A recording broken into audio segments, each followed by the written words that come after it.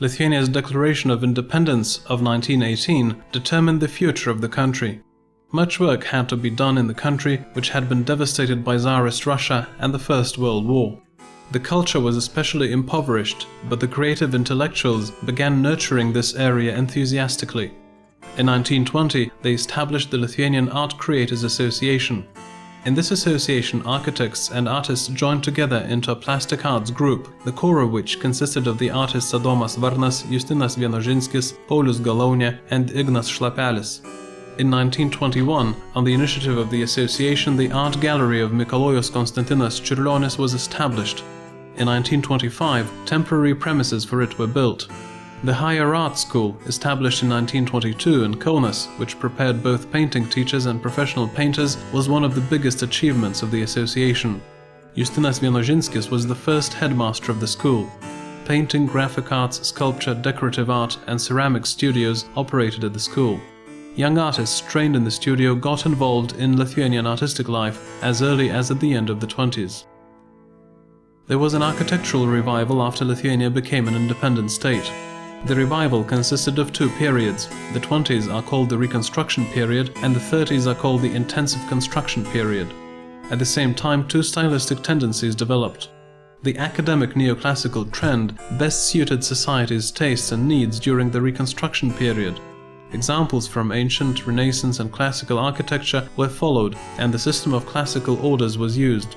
Subtle and magnificent classical forms, symmetry of planned structure and content, portals accentuated with columns of different classical orders, as well as porticos and pediments were characteristic of this style. Most architects from this period developed this trend. The Kaunas Art School and the temporary premises of the art gallery of Mikalojus Konstantinas Čiurlionis were built following the design of the architect Vladimiras Dubeneckis. The State Theatre was also reconstructed following the architect's design. The architect Mykolas Songaila designed the Bank of Lithuania. At the junction of the 20s and the 30s, a pronounced shift towards rationalism was present. Artists of the older generation, who had previously participated in the first Lithuanian art exhibitions, created imitative art. They continued spreading the same ideas they held during the period of the national liberation movement. They associated their creative objectives with the mission of serving the nation. So the goal of creating national art remained the most important objective. The motifs depicted and their content convey national awareness in these works and a tight relationship with their native land. These works are distinguished by maturity and individuality, and they reflect positivistic aesthetics and at the same time tendencies of national romanticism. Realistic expression, enlivened with the experiences of plein-air or open-air painting, dominated in painting. In the painting of some artists, the influence of early modernism can be perceived, and manifestations of academism, naturalism, and the parlor style were also present. The famous painters Petras Kalpokas, Antanas Žmuidzinavičius, Adomas Varnas, Justinas Vienožinskis, Vladas Didžiokas, Jonas Šileika, Adomas Galdikas, Kazys Šimonis, Kajetonas Sklėrius, Jonas Mackevičius, and a few others participated in these exhibitions. Having a very close relationship with their native land, they looked for their themes in the environment of everyday life, and they were also interested in social problems. The portrait and landscape styles dominated, and there were fewer works of historic and daily life genres. The realistic method of depiction is based on nature studies, the purpose of which was to objectively convey the visual world, such as shapes of things, proportions and colors, and to correctly depict things in space. Realistic expression is especially characteristic of Petras Kalpokas' works. Some of his landscapes are brightened up with Impressionism. The application of Impressionist painting enabled painters to create a large number of sunny landscapes filled with good moods. Antanas Žmuidzinavičius' realistic paintings, and especially his landscapes, reflect tendencies toward national romanticism.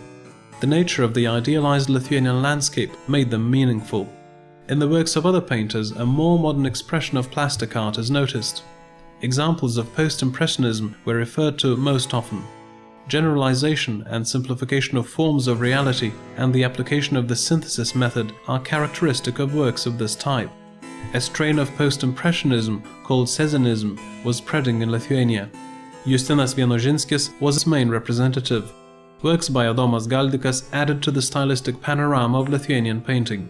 The influence of different stylistic trends, such as Cubism, Fauvism, and especially Expressionism, can be sensed in his work. It's characteristic of the Impressionist style to convey internal feelings by using contrasting color combinations, uneasy rhythm, and expressive forms and lines, as well as emphasizing the nature of brushstrokes. In the 20s, because of the difficult economic situation, the development of sculpture was passive, and only a few representatives of the older generation worked. Among them Juozas Zikaras, Kajetonas Sklėrius, Petras Rimša, and Antanas Aleksandravičius, as well as Vincas Grybas, a representative of the younger generation. Chamber sculpture, that was mostly portraiture, dominated. Decorative sculptures and medals were created and monuments were built. However, there were not many government, public or private orders yet. Realistic expression dominated, though the tendencies of the neoclassicist, academic and naturalist styles could be found, as well as examples of impressionistic modeling. The strongly emphasized idea of the sociability of art united the different pieces of art. For example, in 1928, in the Vienybės Square situated next to the Military Museum, Juozas Zikaras created a monument in which the idea of freedom was conveyed through the figure of the ancient goddess Nike. Kajetonas Sklėrius's work in the field of sculpture was fragmented. A monumental decorative composition of the neoclassicist stylistics on the pediments of the Bank of Lithuania is among his most important works. Petras Rimša successfully developed the medal genre for immortalizing historic events and personalities.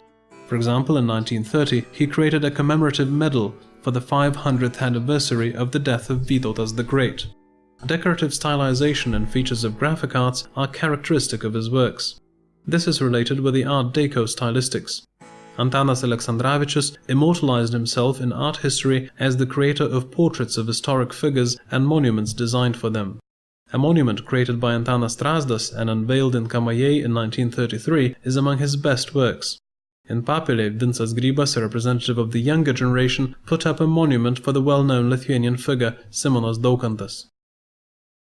The development of graphic arts in the 20s was very sporadic. This was caused by the shortage of professional graphic artists. Artists of all fields, and self-educated artists as well, worked in this area. Only contributions by Adomas Galdikas, Mstislav Dobužinski, Adomas Varnas, Paulius Galaunė, Kazys Šimonis, Gerardas Bogdanavičius, and Vladas Didžiokas are significant. Applied graphic arts, posters and advertisements developed more rapidly. Their development was stimulated by the demands of the strengthening state. There were not many prints made. Realistic landscapes and portraits dominated among them. Because book publishing increased, the demand for graphic arts in books increased as well. However, the overall book culture grew slowly. Not a large number of books were illustrated during the 20s, and most often only the covers were decorated. Folk ornamentation was often used for decoration. The development of statehood and the economy sped up the development of applied industrial graphic arts as well. Postage stamps, different packaging, logos of companies, advertisements and other things were created to satisfy this demand. The opera and drama theatre that was established in Kaunas in 1920 and became the State Theatre in 1925 determined the development of stagecraft. There were still no stagecraft specialists at that time in Lithuania, but rather artists from other fields such as Mstislav Dobužinski, Petras Kalpokas, Vladas Didžiokas, Adomas Varnas, Adomas Galdikas and others created this work. A trend towards retrospective and romantic performances, as well as a realistic way of creating performance space, dominated. The specifics of this type of art became more distinct only in the 30s. In applied arts of the 20s, artists looked for ideas in the forms of folk works, especially furniture, and in folk embellishment. The tradition was combined with the influence of the newer Art Deco stylistic trend. Things that were used by the general public in their everyday life reflected the human needs of a more modern lifestyle.